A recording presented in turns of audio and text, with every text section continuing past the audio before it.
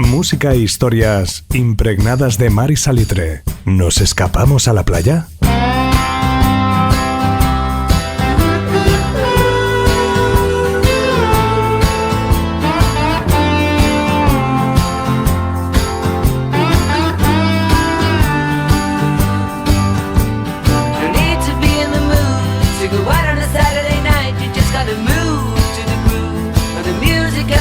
Seguimos buscando historias saladas en la playa. Somos vídeo, podcast y radio online dedicado a la música y a las historias de mar.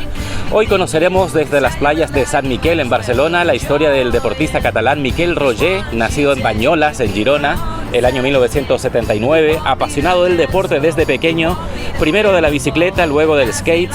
A los 16 años descubre el snowboard, que se convierte en la gran pasión de su juventud. Pero el destino y la naturaleza le llevaron a cambiar la montaña por el mar.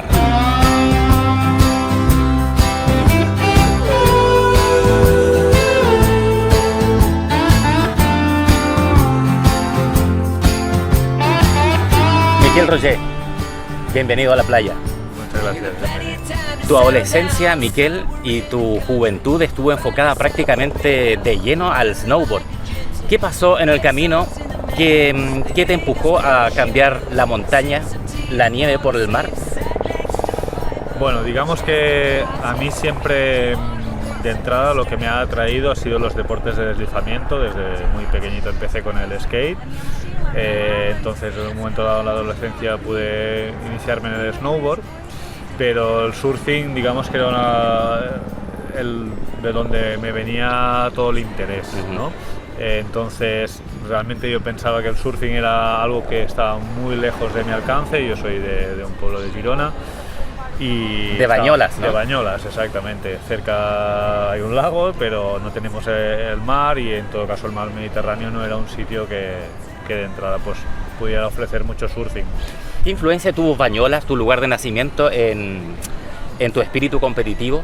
Comenzaste a hacer deporte ahí, ¿no? Sí, yo empecé a hacer deporte ahí. El primer deporte que igual practiqué sí con más regularidad fue el ciclismo. Es una zona privilegiada para el ciclismo. Mi padre pues practicaba ciclismo y me inicié en el deporte, pues eso, en el ciclismo hasta los 16, 17 años aproximadamente, que fue cuando ya empecé a poder pues practicar snowboard y bueno, a entrar más en este deportes de deslizamiento, que como te digo es lo que siempre me ha atraído a mí.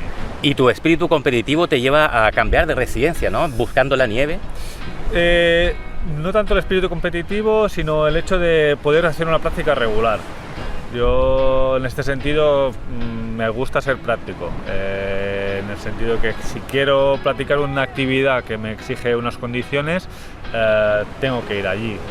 No me vale con cada fin de semana desplazarme, ir a la montaña a practicar, en este caso snowboard. En el momento que vi que era algo que me gustaba y que quería dedicarme a ello, pues la única fórmula viable era pues moverse a la nieve. Y has estado en los Pirineos, los Alpes suizos y franceses, hasta los Andes argentinos. Sí. ¿Hay alguno de estos lugares que te haya marcado de manera especial? La montaña en sí, la montaña virgen, la montaña que ya fuera de la estación de esquí del resort, en sí da igual, es majestuosa, es impresionante el sentirse ahí en medio como de la nada, pero con todo realmente impresiona mucho. A mí me impresiona mucho. Tuve la suerte de coincidir con personalidades en el momento muy expertas en la montaña, el snowboard de freeride que se llama, y aprender mucho de ellos, de poder llegar a sitios muy, muy increíbles. La verdad que todos en sí, ¿no? O sea, los Alpes suizos o franceses son impresionantes, pero es que imagínate, ¿no? Los Andes ahí es brutal. O sea, es que... ¿Te sientes pequeño, ¿no?, ante esa tremenda majestuosidad de la montaña? Sin duda, sin duda. La verdad que allí en medio, pues, rodeado de de nada, o sea, realmente sí, te sientes muy, muy pequeño y bueno, la montaña en sí es que impresiona, a mí me impresiona mucho. ¿Y cómo se da el cambio, Miquel, de la montaña al mar? Porque debe ser muy diferente, ¿no? Las sensaciones, el vértigo que te da el snowboard, a la tranquilidad y a veces espiritualidad que te da el mar y el paddle surf. El poder viajar, el estar más relacionado con el mundo de deportes de deslizamiento sí me da la oportunidad de empezar a probar el surf, acercarme al surf y llega un momento que combino medio año, digamos, de nieve, medio año de surf, ¿vale? O sea, puedo combinar. Al principio, cuando me empiezo a dedicar a la nieve, pues busco el estar siempre con nieve y pues por eso el hecho de viajar pues unos meses al hemisferio sur o a los Alpes para siempre buscar la nieve todo el año, ¿no? Pero hay un momento que empiezo pues a combinar playa y mar y montaña, ¿vale? Entonces ahí la verdad que uno en el mar se siente como más que todo es más fácil. En la montaña necesitas, pues digamos, de muchas más cosas, equipamiento, ¿sabes? La logística es un poquito más complicado. En la playa, en verano, por lo general, ¿no? Necesitas una tabla y un bañador, ni remontes, ni infraestructuras mecánicas, no, nada, ¿sabes? Entonces, la espiritualidad uno la puede encontrar en ambos sitios, yo creo. Sí, yo creo que sí. En mi caso, el mar fue una atracción muy potente, o sea, realmente yo lo viví de una manera muy especial y ahí para mí fue una conexión, una revelación muy importante. Pero pienso que en la montaña se puede dar. Yo creo que es según el momento en que uno se encuentra personalmente, ¿no?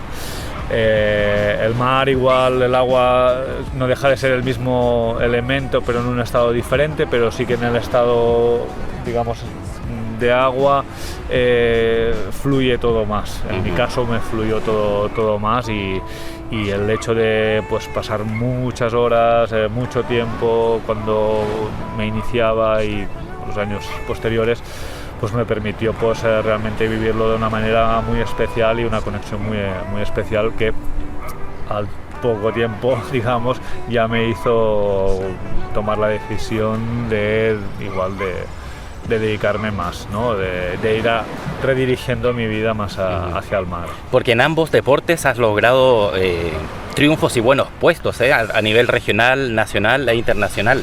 De hecho, tengo aquí apuntados: primer puesto del circuito catalán en Subrace 2015, 2016 y 17, 3 años seguidos. Subcampeón de España de resistencia el 2017 y 18.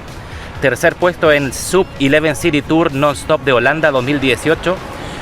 Me contó un pajarito que aquí tuviste una experiencia de resistencia casi extrema, ¿no? En Holanda. Bueno, esta carrera en concreto, o sea, digamos que a lo largo del tiempo que llevo compitiendo, mi edad ya hace que se me den mejor un tipo de carreras que otras, ¿no? Entonces, me estoy cada vez especializando más en carreras de resistencia y de ultradistancia.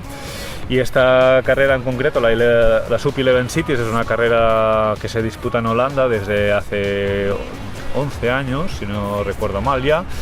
Y ahí es una carrera son 200 kilómetros. Entonces hay la versión de hacerla por etapas, tipo una vuelta ciclista, ¿no? Y ahí está la opción de hacerla non-stop, que se llama. Entonces yo elegí la versión non-stop y la verdad es que resulta una prueba muy dura. Fueron 28 horas seguidas de 28 horas seguidas. Sí, Dios mío. 28 horas seguidas remando, incluso de noche, por los canales de Holanda, del norte de Holanda. Y la verdad que para mí fue una experiencia brutal, ¿no? Pues como lo comparo en cierta manera como en estas sesiones de meditación brutales de que uno llega, digamos, a un estado que también pierde un poco, bueno, no sé, se adentra muy para adentro, ¿no? No sé, tengo experiencias en tema de meditación de 10 días de retiros y 10 horas meditando, y casi hay momentos que se parecen mucho, ¿no? Yo me acuerdo de estar remando y estar flipando, pues yo qué sé, desde la luz de la luna, las sombras que reflejaba el sol en el lago, en el canal, la conexión con el cuerpo, el sentirse a gusto a pesar de estar llevando yo qué sé, 15 horas de esfuerzo. Ostras, notar como una fuerza, una energía en el cuerpo, una vitalidad que me empujaba todavía más, ¿no? Evidentemente hay un momento, sobre todo que ya al llegar a las 24 horas que se pone durillo, ¿no? Sí, hay un momento, digamos, es muy mental, ¿no? O sea, las carreras de ultradistancia al final, obviamente el físico es muy importante, hay una preparación física que es súper importante y que se lleva a cabo a lo largo de muchos meses, pero en el momento de disputar la carrera hay un factor mental muy importante en este tipo de carreras, ¿no? Y yo recuerdo perfectamente en todo momento, pues mientras que tenía, digamos, un objetivo muy claro, muy marcado, que era pues conseguir llegar a unos tiempos, a los checkpoints, digamos, el seguir avanzando gente por la tipología de la carrera, pues se sale escalonadamente y yo salí de los últimos para que pueda, bueno, ir alcanzando a gente, ¿no? Entonces, mientras que tenía como estos pequeños objetivos, ¿no? Mi mente estaba muy bien ocupada y la verdad que lo pasaba muy bien, ¿no? Pero llegó un momento que se perdió, digamos, porque ya no había más gente que adelantar, los que tenía delante ya eran inalcanzables, que eran los dos primeros, y los checkpoints ya, pues, bueno, ya estaba, digamos, también, ya no tenía demasiado recorrido, me faltaba lo que sería la última etapa prácticamente, ¿no? De si se hubiera hecho en stage. Entonces ahí lo único que quedaba era el llegar. Y cuando uno piensa en el llegar como meta, se vuelve todo muy duro, ¿no? Yo cuando entreno a la gente les digo, no pienses en llegar, ¿no? Cuando tienes una dificultad, el viento que te viene de frente y se te hace más duro la remada, siempre les digo lo mismo, o sea, tú no pienses en llegar, porque se te va a hacer eterno, nunca vas a llegar. Pero si piensas remada a remada, la suma de estas remadas, la consecuencia va a ser que vas a llegar.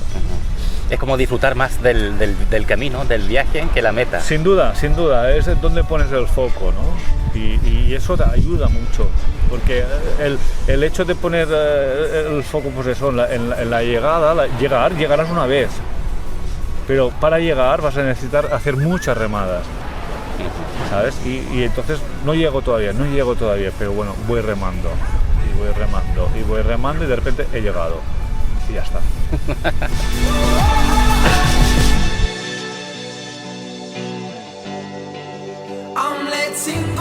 De la importancia del aquí y el ahora, de disfrutar cada momento, de respirarlo, de no preocuparse de la meta, sino del camino, de ir remada tras remada, paso a paso.